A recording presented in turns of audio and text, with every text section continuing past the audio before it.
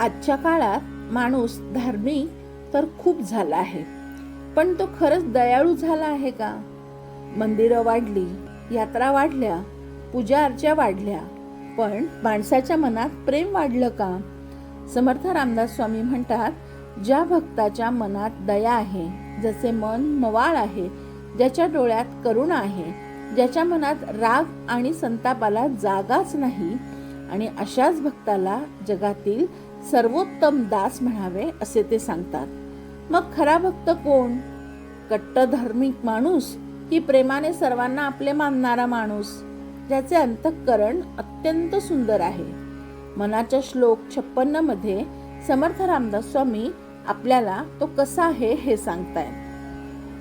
दिनाचा दयाळू, मनाचा मवाळू, स्नेहाळू कृपाळू, जगीदास पाळू, तया अंतरी क्रोध संताप कैचा, जगी धन्य तो दास सर्वोत्तमाचा. जय जय रघुवीर समर्थ. मागील श्लोकात समर्थांनी सांगितलं की भक्ताच्या मनात दुराशा नसते, प्रेमाची पिपासा असते. आता ह्या श्लोकात त्या प्रेमाचे पुढचे रूप काय हे ते सांगतायत. प्रेम जेव्हा परिपक्व होतं तेव्हा त्यातून दया जन्माला येते. दया जेव्हा आणखीन विकसित होते तेव्हा करुणा निर्माण होते, आणि करुणा जेव्हा जीवनात उतरते तेव्हा त्या व्यक्तीच्या प्रत्येक कृतीत भगवंत दिसू लागतो. म्हणूनच संतांना समाजाने माऊली म्हटले. आई जशी आपल्या लेकरांना प्रेमाने पाहते, मायेने गोंजारते, त्यांचे अपराध पोटात घालते, तशीच संतांची दृष्टी असते. संत ज्ञानेश्वर यांना तर महाराष्ट्राने ज्ञानेश्वर माऊली हीच पदवी दिली आहे, कारण त्यांनी लोकांना केवळ ज्ञान दिले नाही तर आईसारखे प्रेम दिले.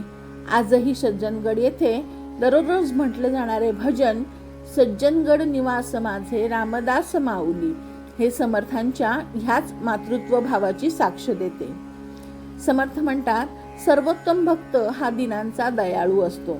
येथे दीन म्हणजे फक्त गरीब नाही, जो दुःखी आहे, जो निराधार आहे, जो शरण आला आहे, जो जीवनात हरला आहे, तो सर्व दीन आहे. अशा प्रत्येक व्यक्तीकडे भक्त प्रेमाने पाहतो. पण ही दया म्हणजे केवळ सहानुभूती नाही. आज अनेकदा आपण एखाद्याला मदत करतो, पण मनात श्रेष्ठत्वाची भावना असते. मी त्याला मदत केली, ही खरी दया नाही. संतांची दया वेगळी असते. त्यामध्ये करुणा असते, त्यामध्ये मातेचे वात्सल्य असते. आई कधी मुलावर उपकार करत नाही, ती प्रेम करते निस्वार्थ भावनेने.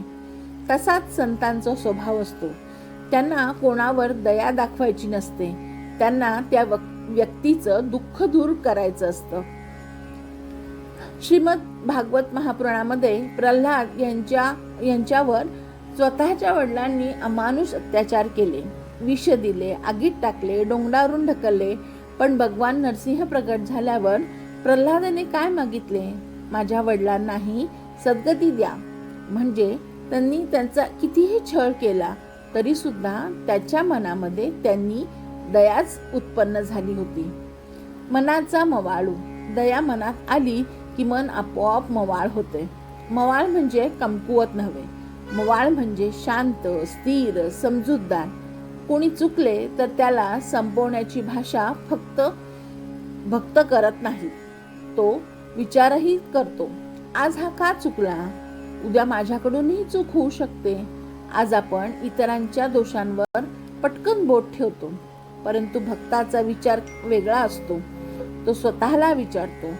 ज्याप्रमाणे मन दुसऱ्याचा दोष सहज काढतो, त्याचप्रमाणे आपल्यातही काही दोष आहे का हा विचार त्या भक्ताच्या मनाला शिवतो. त्या दिवशी येथे अहंकार संपायला सुरुवात होते. श्रीमद भगवद्गीतेमध्ये 12व्या अध्यायात भगवान श्रीकृष्ण भक्ताचे पहिले लक्षण सांगतात. अद्वेष्टा सर्वभूतानां मैत्रः करुण एवच. म्हणजे जो कोणाचाही द्वेष करत नाही, जो सर्वांशी मैत्री करतो, जो सर्व जीवांवर करुणा करतो, तोच मला प्रिय आहे. भगवंताने भक्ताचे पहिले लक्षण ज्ञान सांगितले आहे. मोठमोठे यज्ञ सांगितलेले नाहीत, कर्मकांड सांगितलेले नाही. ते म्हणता करुणा असली पाहिजे, कारण करुणेशिवाय भक्ती अपूर्ण आहे. आज समाजात एक मोठा धोका दिसतो. धार्मिकतेच्या नावाखाली कट्टरता वाढत चालली आहे, कर्मकांड वाढत आहे, संप्रदायात वाद आहेत. एकाच गुरुची शिष्य 2 गटात विभागलेले दिसतात, एकमेकांवर टीका करतानाही दिसतात, द्वेष करतात. हा धर्म नाही. समर्थ सांगतात, ज्या धर्मामुळे माणुसकी कमी होते तो धर्म नसून अहंकार आहे. खरा भक्त आपल्या संप्रदायाबाहेरील माणसालाही तितक्याच प्रेमाने वागवतो, कारण त्याला प्रत्येकामध्ये परमेश्वर दिसतो. त्याची दृष्टी अत्यंत कोमल असते. त्याच्यासाठी कोणताही माणूस परका नसतो. समर्थ रामदास स्वामी ह्या पहिल्या 2 ओळीमध्ये सांगतात, भक्ताची ओळख त्याच्या कपाळावरील टिळ्याने होत नाही, त्याच्या गळ्यातील माळेने होत नाही, त्याच्या मोठ्या पूजांनीही होत नाही, तर त्याच्या अंतःकरणातील दयेने होते, त्याच्या मवाळ स्वभावाने होते, त्याच्या करुणेने होते. आणि सर्वांवर असलेले प्रेम हेच त्याच्या भक्तीचे प्रतीक आहे. ज्याच्या मनात आईसारखे वात्सल्य आहे, जो दुसऱ्याचे दुःख स्वतःचे समजतो, तो कोणाचाही द्वेष करत नाही, असा भक्त सर्वोत्तम भक्त होय, असे समर्थ सांगतात. पहिल्या भागात आपण ऐकलं, स्नेहाळू, कृपाळू, दयाळू असा तो भक्त ज्याच्या मनामध्ये माया, करुणा उत्पन्न झालेली असते. दया आणि कृपा यामध्ये सूक्ष्म फरक आहे. दया म्हणजे दुसऱ्याचे दुःख पाहून मन पिळवटून जाणे. कृपा म्हणजे त्या दुःखातून त्याला बाहेर काढण्यासाठी स्वतः पुढे होणे. आणि स्नेह म्हणजे कोणताही स्वार्थ न ठेवता दुसऱ्याला आपले मानणे. म्हणूनच संतांच्या रागालाही प्रेमाचा ओलावा असतो. आई मुलाला रागवते, पण त्या रागामागे द्वेष नसतो. गुरु शिष्याला कठोर शब्द बोलतात, पण त्यामागे अहंकार नसतो. तसाच भक्ताचा स्वभाव असतो. तो कठोर दिसला तरी त्याच्या अंतःकरणात प्रेमच असते. समर्थांनी अतिशय सुंदर शब्द वापरला आहे, जगी दास पाळू. दास पाळू याचा अर्थ फक्त लोकांची सेवा करणारा एवढाच नाही. याचा अर्थ भगवंताच्या दासांची सेवा करणारा, जो स्वतःला मोठा समजत नाही, जो स्वतःला दासानुदास समजतो. त्याला संतांची सेवा करण्यात कमीपणा वाटत नाही.